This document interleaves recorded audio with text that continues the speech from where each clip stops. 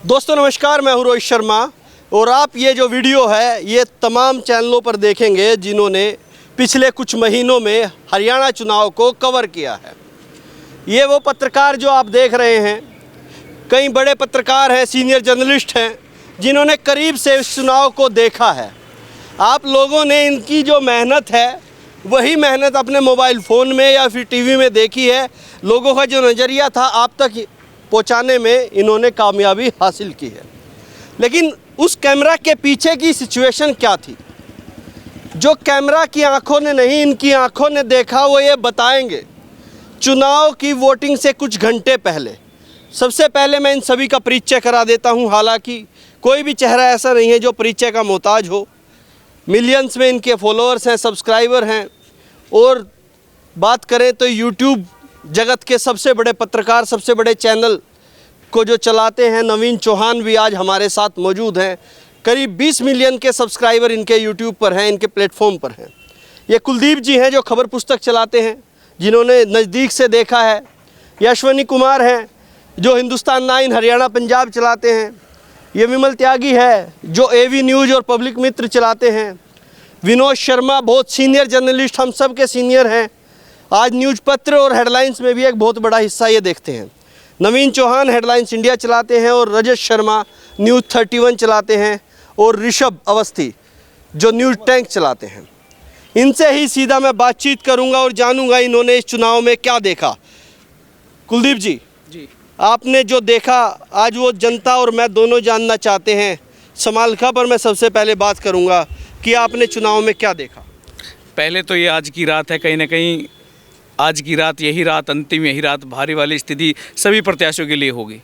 तो सभी प्रत्याशियों के मन में है कि आज की रात कैसे होगा। जो माहौल पिछले 15-20 दिन में या महीनों भर में बनाया वो ऐसे ही मेंटेन रहे, उसमें कुछ उलटफेर ना हो। ये बड़ा चैलेंज कहीं ना कहीं प्रत्याशियों के मन में होगा। हालांकि समालखा में पहले ही दिन से कांग्रेस हावी थी, बीच में थोड़ा डिसबैलेंस हुआ, लगा के बीजेपी यहाँ बड़े मार्जिन पे जा रही है।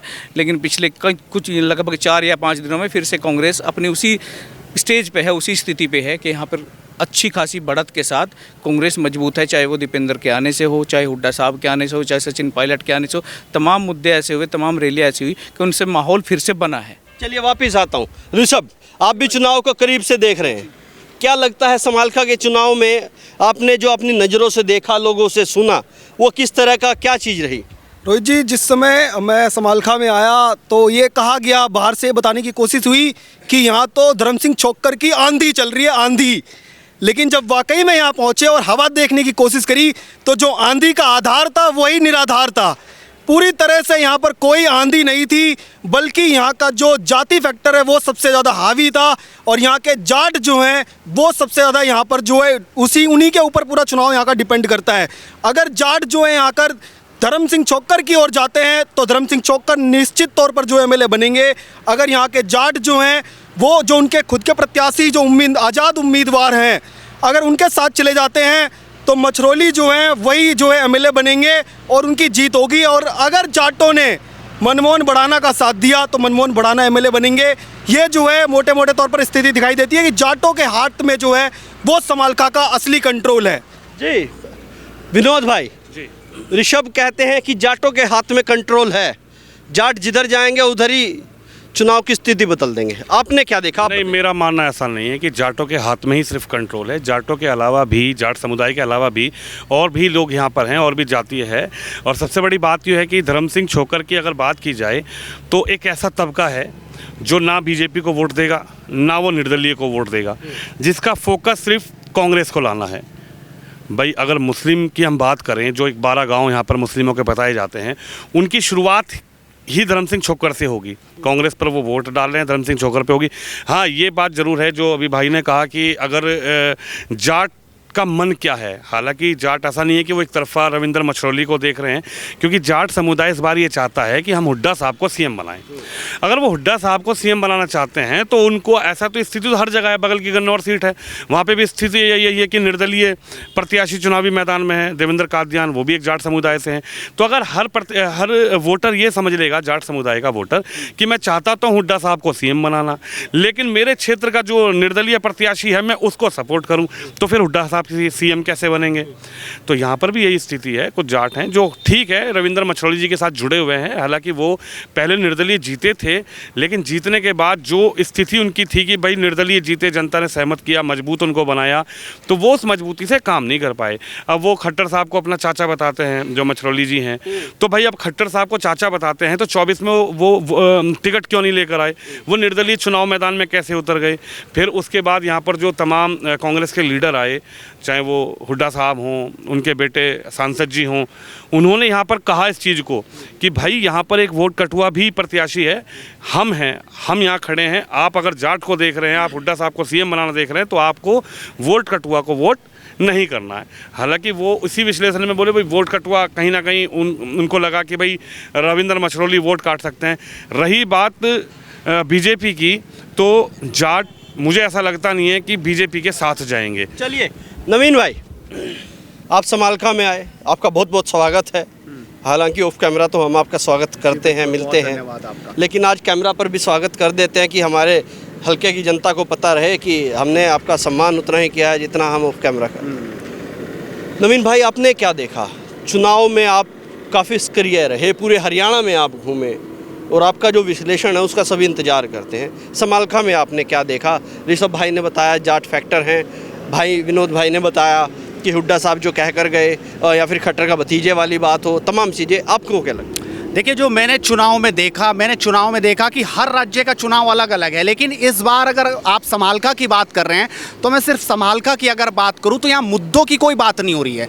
यहाँ कोई रोजगार की बात हो रही है, लेकिन जातियों के बीच में आके सारे मुद्दे हवा हो जा रहे हैं। आप समझिए यहाँ सिर्फ जातिवाद का चुनाव चल रहा है। आप समझिए कि जो ब्राह्मण वोटर है उसकी क्या भूमिका रहेगी। जो शशिकांत यहाँ से 12 साल अपनी तैयारी कर रहे थे, वो जो ब्राह्मण वोटर है वो कहाँ मूव हो रहा है, कितनी बड़ी भूमिका होगी। ये चुनाव पिछले चुनाव से राहुल बिल्कुल अलग नजर आ रहा है, क्योंकि वो यहाँ के लोकल लीडर थे। जो भड़ाना है वो लीडर बाहर के हैं, लेकिन फिर भी उन्होंने 1-1.5 महीने 2 महीने में जनता को अपनी ओर आकर्षित किया है। इसमें किसी प्रकार की कोई दो राय नहीं है। लेकिन जो जाट बिरादरी है वो, उसके लिए भी 2 कैंडिडेट हैं, एक निर्दलीय भले ही हो, एक गुर्जर बिरादरी है, उसके लिए भी 2 कैंडिडेट, धर्म सिंह छोक्कर और भड़ाना। लेकिन जाटों को आप ये भी समझिए कि पिछले चुनाव में हमने क्या देखा था। क्या दीपेंद्र हुड्डा पिछले चुनाव में इस तरीके से सक्रिय थे? क्या भूपेंद्र सिंह हुड्डा पिछले चुनाव में इस तरीके से सक्रिय थे कि 1-1 सीट पर 3-3 बार? और अगर आप समालखा की बात कर रहे हैं तो यहाँ पर 3-3 बार तो भूपेंद्र सिंह हुड्डा आ चुके हैं,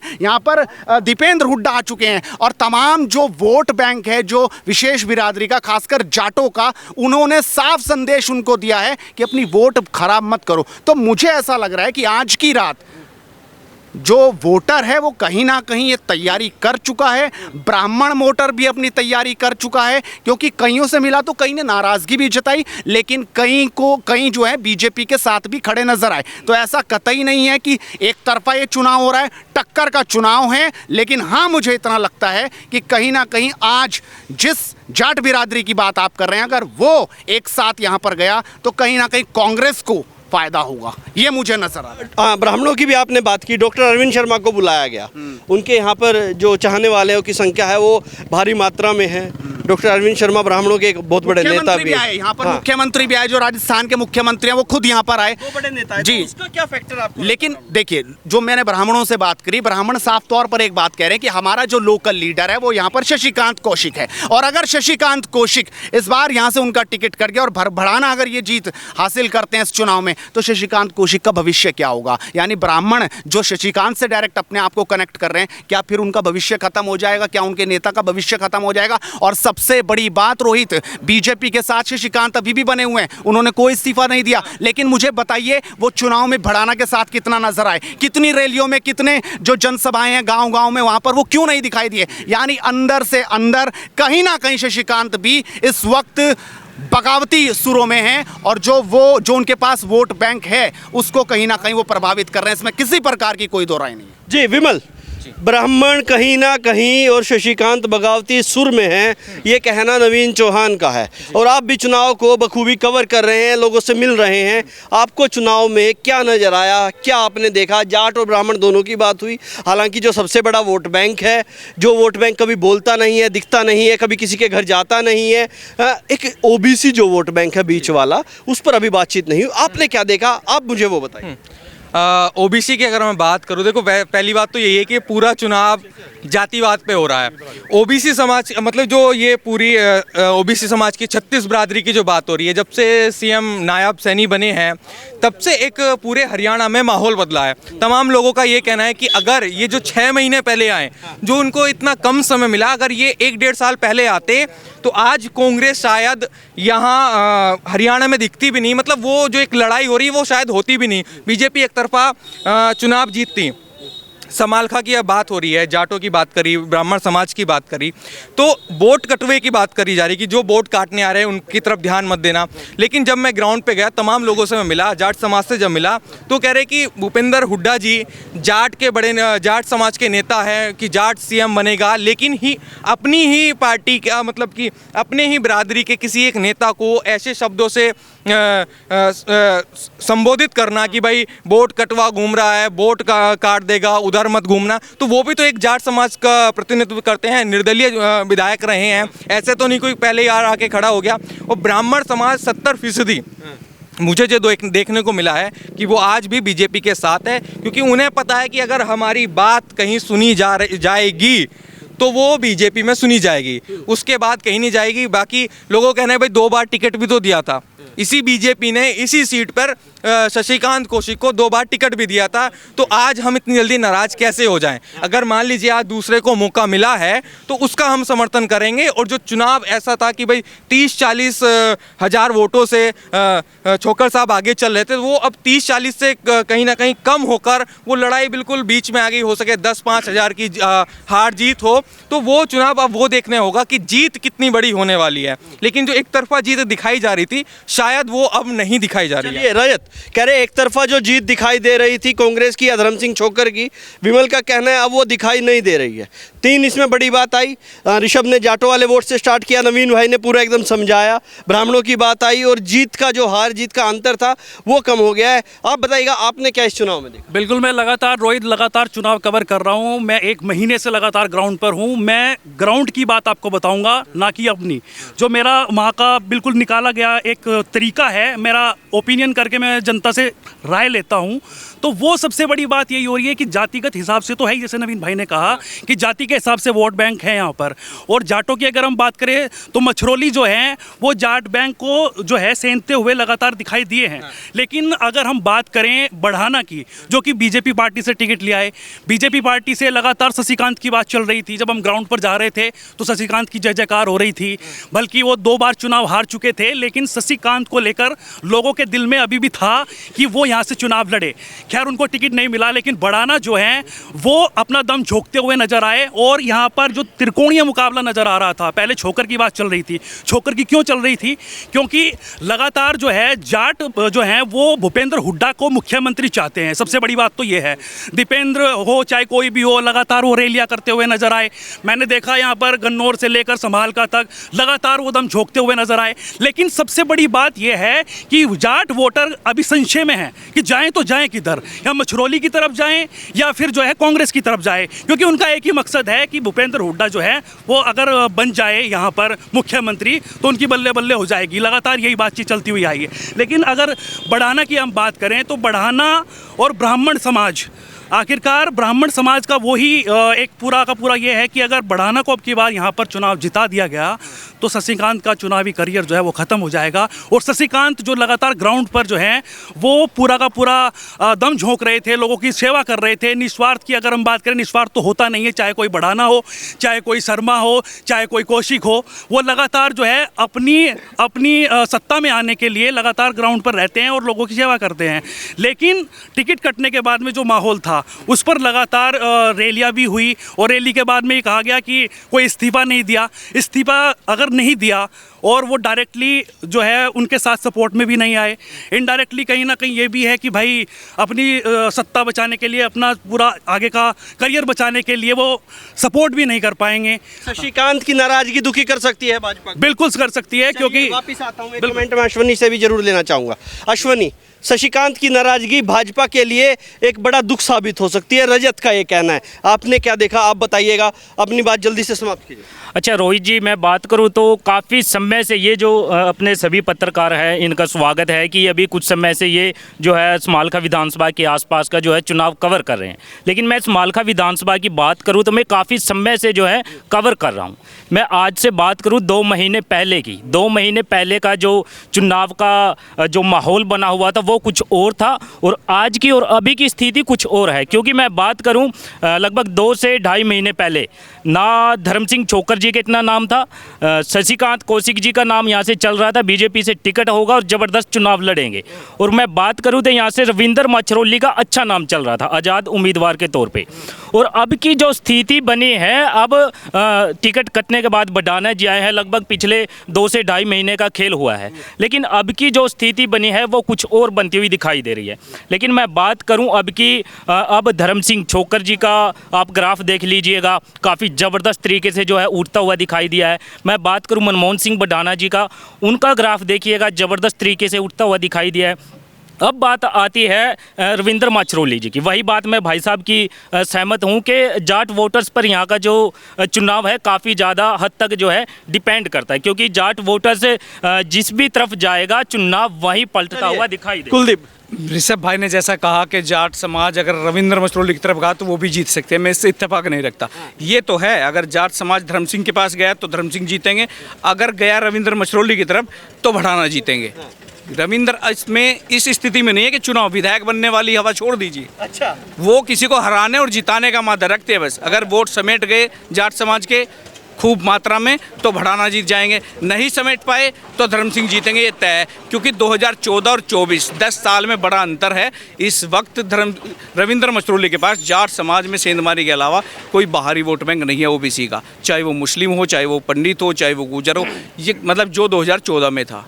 तो ये तो तय है कि रविंद्र मछरौली लाइन में नहीं है। चुनाव बीजेपी और कांग्रेस के सीधे तौर पे है और ये जाट समाज को तय करना है कि उसको बीजेपी को जिताना है। क्योंकि पिछले 2 साल से लगातार जो विरोध चल रहा है, चाहे वो किसान आंदोलन हो, चाहे वो पहलवानों का आंदोलन, तमाम यहाँ पर जाट समाज ने सबसे मुखर होकर बीजेपी का विरोध किया है। अगर वो रविंद्र मछरौली को सपोर्ट करते हैं तो सीधे तौर पे ये इनडायरेक्टली ये कह सकते हैं हम कि वो बीजेपी को सपोर्ट कर रहे हैं। चलिए ऋषभ कुछ कहना चाहते हैं और ये आखिरी है, इसके बाद कोई कमेंट नहीं है। जी, आपने सुना कई सवाल जो यहाँ से उठाए गए। मैं चाहूँगा 2 मिनट अगर आप देंगे तो सबके सवालों के जो है वो जवाब दिए जाएंगे। एक बार यहाँ से कहा गया कि वोट काटने का काम कर रहे हैं और वोट कटुआ बताने की बात कही है। मैं कहूँगा कांग्रेस के गले की फांस जो समालखा के अंदर बनेगी वो यही स्टेटमेंट बनने वाली है जो वोट कटुआ बताया गया। अगर ये ना कहा जाता और प्यार से जाकर के भूपेंद्र हुड्डा गले लगाते रविंद्र मछरौली को, दीपेंद्र हुड्डा जाकर के गले लगाते, तो आज जो जाट वोट बैंक है वो कहीं और जो है दिखाई देता। लेकिन आज जाटों ने जो है ठान ली है कि अपने जाट समाज का जो है वो बदला लेना है। और जो लोग जाट आज यहाँ समालखा में आके जाट समाज को जो प्रतिनिधित्व कर रहे हैं उनको वोट कटुआ बता रहे हैं, वो इसका जो है वो जवाब देंगे। और जो ये लोग अभी कह रहे थे कुलदीप भाई जैसे कि जो रविंद्र मछरौली है उनके साथ दूसरा कोई वोट बैंक नहीं है, तो मुस्लिम समाज जो वाकई में नाराज चल रहा है खास करके कांग्रेस से, जिन्होंने 150 वादे किए, जो पिछली बार जो है चुनाव के दौरान कि 150 वादे किए, उनके गांव में एक सड़क तक नहीं पहुंची। और इस बार जो है इस बार करीब 6000 से 7000 मुसलमान एक गाँव से जो अकेले मछरौली के समर्थन में उतरा है और वो इस बार जो है पूरी तरीके से इस बार का खेल बदलेगा। और कई आरोप जो लगाए गए कि कहा गया कि इस बार जो है वो दीपेंद्र हुड्डा आए और जो भूपेंद्र हुड्डा आए वो यहाँ का खेल बदल देंगे। और अगर जाटों को सीएम बनाना है, बार बार ये कहा गया जाटों को अगर सीएम बनाना है हुड्डा को, तो जाटों को उधर जाना पड़ेगा। तो उसका समाधान भी जाटों ने दिया है। जाटों ने कहा है कि हम तो अपने प्रत्याशी जो जाट समाज का था उसको वोट देंगे और अगर भूपेंद्र हुड्डा को सीएम बनाना है तो अपना एमएलए भी उनको देने को तैयार है, वो सीएम भी बन जाएंगे और हमारा प्रत्याशी जाट जो समाज का प्रतिनिधित्व करता है वो समालखा का एमएलए। चलिए विनोद नहीं, इनका जवाब मैं देना चाहूँगा। ये कह रहे हैं कि क्या भूपेंद्र हुड्डा साहब को सीएम बनाना चाहते हैं, हुड्डा साहब आए। देखिए ये राजनीति है और वो जो आके बयान दे रहे हैं वो कोई बहुत छोटे बच्चे नहीं है है, राजनीति मुख्यमंत्री रहे हैं, कोई सांसद है, हर पार्टी का व्यक्ति ये चाहेगा कि मेरा जो भी प्रत्याशी मैदान में पार्टी ने उतारा है उसका प्रचार करें। आपने कहा कि उनको गले लगाते, रविंद्र मछरौली जी को क्यों गले लगाते भाई? रविंद्र मछरौली जी जब जीते भाजपा में शामिल हुए, अगर वो भाजपा में शामिल हुए थे, खट्टर साहब को अपना चाचा बता रहे थे, तो वो जब खट्टर साहब को चाचा बता रहे थे तो वहाँ से टिकट क्यों नहीं लेकर आए? वहाँ से टिकट लेकर आते, चुनावी मैदान में उतरते आप आज़ाद प्रत्याशी के रूप में। ये बात सत्य है कि जो दीपेंद्र जी कह रहे हैं, जो हुड्डा साहब कह रहे हैं, और जो भी चर्चा में भी लगा, ये कहने को सुनने में मिला कि हाँ रविंद्र मछरौली सेंध जरूर लगा रहे हैं, लेकिन कुछ लोग रविंद्र मछरौली को भी वोट कटुए की ही कहा जा रहा है कि वोट काटने के लिए वो सेंध लगा रहे हैं। हालांकि ये बड़ी बात है। अब आप बिल्कुल बिल्कुल वापिस मैं ये ऋषभ भाई की आवाज़ थोड़ी लाउडली है, चिल्ला रहे हैं, पूरी आवाज़ है दमकम के साथ, वो बात अलग है। लेकिन ऋषभ भाई शायद ये नहीं जानते, जिन मुस्लिम की बात कर रहे हैं, रविंद्र मछरौली की बात कर रहे हैं, क्या उन्होंने एक सवाल वक्फ बोर्ड पे पूछा है मुस्लिम समाज में जाके? अरे उनसे पूछो, उनको इतना दर्द है, उनको आज सब अपना माई बाप कांग्रेस लग रहा है, उनको पता है जो भी निर्दलीय जीतेगा वो बीजेपी की गोद में बैठेगा। ये ऑफ कैमरा भी एक एक मुस्लिम, एक एक वोटर जानता है।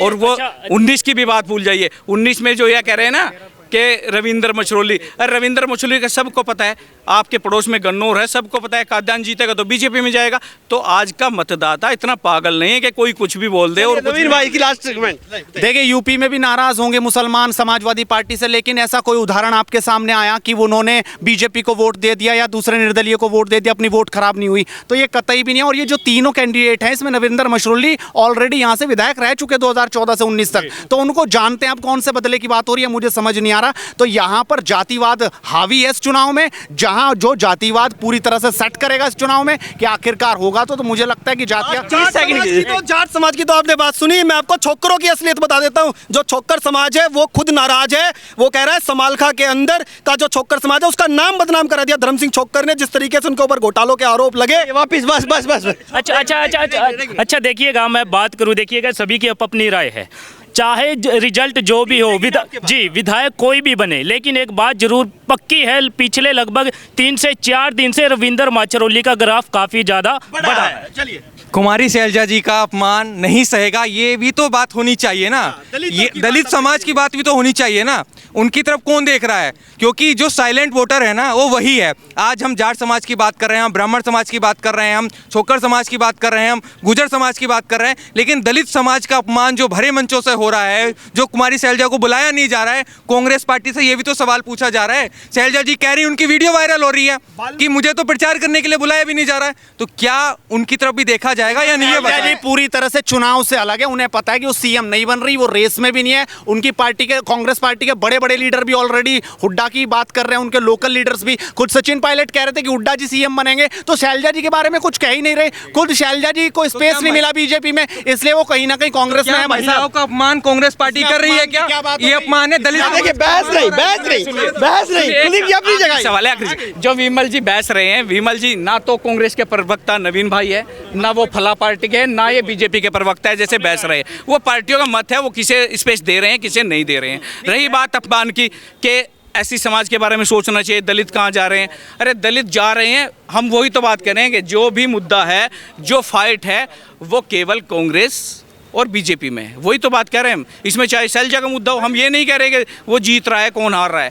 Fight neck to neck Congress BJP में है, दैट्स इट। समालखा के दलित जो हैं, 14 जो सरपंच यहाँ पर दलित समाज के जो हैं, उन्होंने एक तरफा बीजेपी को अपना समर्थन दे दिया है और साफ कर दिया है कि दलित समाज पूरी तरह से बीजेपी के साथ खड़ा है। अच्छा सुनो, इन्होंने मुस्लिमों की बात की कि मुसलमान नहीं। मैं पूछ रहा हूँ कितने 3 गाँव में गए, 4 गाँव के नाम बताओ मुसलमानों के। आप बताओ कौन से गाँव जानते हैं आप? सोनोली क्षेत्र के बताइए ना भाई साहब। सोनोली क्षेत्र के मुसलमान ने एक तरफा समर्थन दे दिया है। गांव में गए आप, ये तो बताओ। मैं तो बहुत सारे गांव में गया। सोनोली सिर्फ हवाई बातें नहीं होंगी।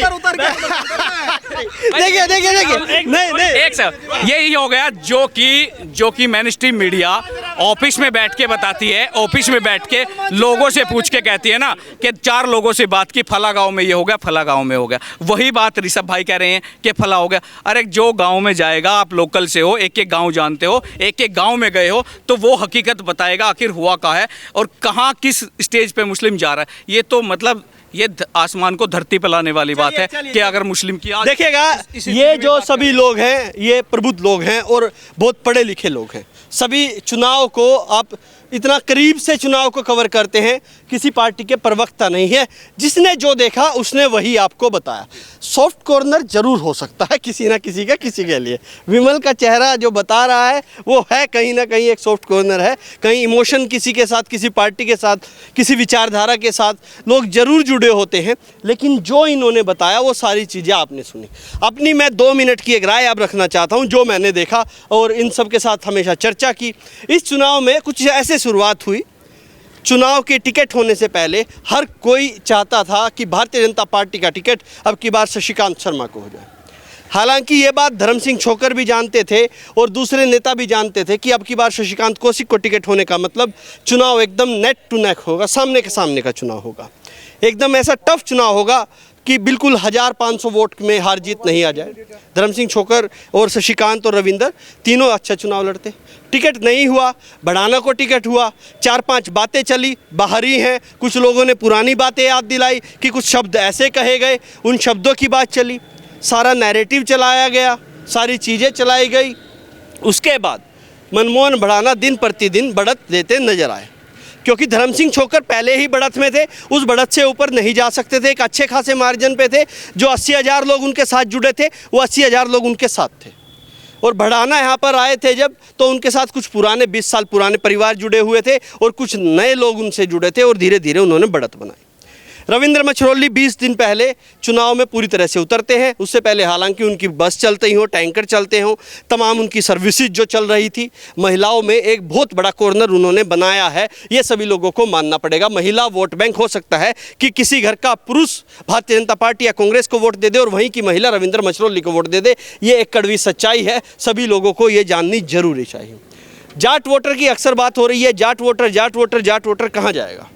हर कोई जाट जाट की बात कर रहा है और ये लाजमी भी है कि बात करनी। जाट और जो मुस्लिम है, माना जाता है कि ये एक ही तरह से वोट करते हैं, एक ही तरह से वोट करेंगे। इनका मकसद केवल बीजेपी को हराना रहता है, हरियाणा में खासकर। हालांकि ये पूरी तरह से मैं इससे सहमत नहीं हूँ कि ये पूरी तरह से ये बात सहमत है। कुछ हो सकता है लेकिन पूरी तरह से इसमें सहमति मैं नहीं रखता। अब चुनाव एकदम सामने सामने का आ चुका है और ये सारी बातें जो इन सभी लोगों ने बताई, वो सारी चीज़ें कहीं ना कहीं कुछ ना कुछ उसमें से सत्य जरूर है। इकरा हसन के आने का भी फर्क पड़ा और इमरान प्रताप गढ़ी आए तो जो रैली की जगह रैला बन गया उसका भी फर्क पड़ा। इकरा हसन के साथ धर्म सिंह छोकर की फ़ोटो और वीडियो आने का भी फर्क पड़ा और उसके तुरंत बाद अगले दिन एक और वीडियो आ गई, उसका और ज़्यादा फर्क पड़ा। ये सारी चीज़ें रही। भजन लाल शर्मा आए, उनका भी फर्क पड़ा और अरविंद शर्मा आने का बहुत ज़्यादा फर्क पड़ा, जो ब्राह्मण इधर उधर दिख रहा था।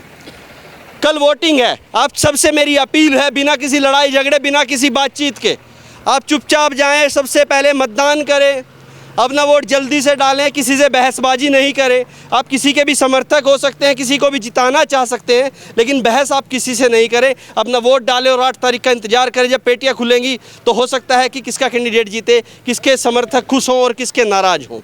चुनाव है, आते जाते रहेंगे, लेकिन भाईचारा हमेशा बना रहना चाहिए, जैसे हमारे सभी लोगों का डिबेट के बाद एकदम से बन गया है। ऋषभ जितना एग्रेसिव दिख रहे थे उतना ही खुश नज़र आ रहे हैं। जितनी दलितों की बात विमल कर रहे थे, अब उतनी ही भाईचारे की बात भी करेंगे यहाँ पर बैठ के। कुलदीप ने जितना बताया, बता दीजिएगा, जो कुछ था कैमरे पे था, ये नॉर्मल है। हाँ, बाकी ध्यान जरूर रखिएगा। ये सभी दोस्त हैं। अब कहें तो हम हुड्डा की तरह सैलजा और हुड्डा का जैसे राहुल गांधी ने इनके हाथ पकड़वाए वैसे ही पकड़वा दे हम भी। ऋषभ आ जाइए तुम इधर। ये जैसे सैलजा और हुड्डा का हाथ ऐसे पकड़वाया था राहुल गांधी ने, ऐसे ही हम कर दे। अब तक के लिए इतना ही। ये सभी चैनल पे वीडियो देखेंगे आप, सब्सक्राइब कर लीजिएगा और बहुत मज़ेदार वीडियो आपको इन पे देखने को मिलेगी। जय हिंद।